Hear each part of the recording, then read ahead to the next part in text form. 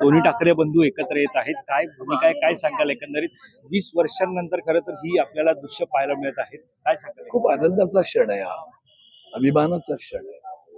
महाराष्ट्रामध्ये ऐतिहासिक घटना घडते त्याचा क्षण आहे आणि म्हणून महाराष्ट्रातल्या या ऐतिहासिक क्षणी आपण एकत्र येतोय याच्यासारखी आनंदाची आणि अभिमानाची गोष्ट नाही. राज्याच्या राजकारणामध्ये कलाटणी देणारा हा क्षण असतो. 100% कलाटणी देणारा क्षण आहे. लोक नाचू दे नपेक्षा मग एवढी टीका कशासाठी करतायत? थांबत आणलंय ना, एकत्र येत आहेत त्यामुळे त्यांना कळतंय की म्हणून तर एवढं चाललंय ना. ऊर बडवून घेतायत ना, लुटून लुटून थांबलं तरी ऊर बडवण्याचं थांबलेलं नाहीये. लक्षात ऊर का बडवून घेतायत?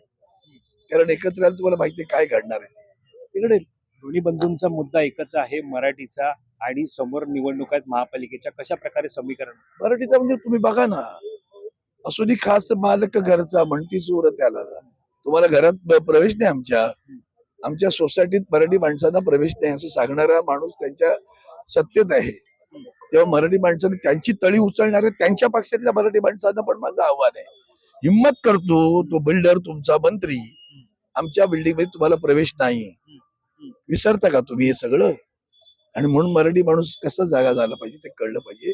त्यांच्या पक्षातील त्यांची तळी उचलणाऱ्या किंवा आणखीन वाईट शब्द बोलत नाही त्यांनी पहिलं अंतर्मुख व्हावं आणि करा विचार तुम्ही कोण हो सतरंजा उचलणारे?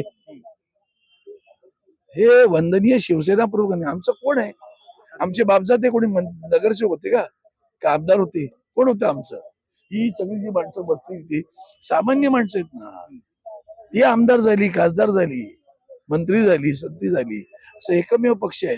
सामान्यांना असामान्य करणारा एकमेव पक्ष शिवसेना. शिवसेना आता जुन्या ठाकरे बंधूंप्रमाणे जे ती सक्रिय पाहायला मिळेल का पुन्हा एकदा? जशा कशाला मला कळत नाही. तुम्ही सगळे मराठी आहेत ना रे. तुमच्या मनात शंका कुशा का? तुमच्या त्यांनी सांगितलं का मालकांनी असे वाकडे प्रश्न विचारा?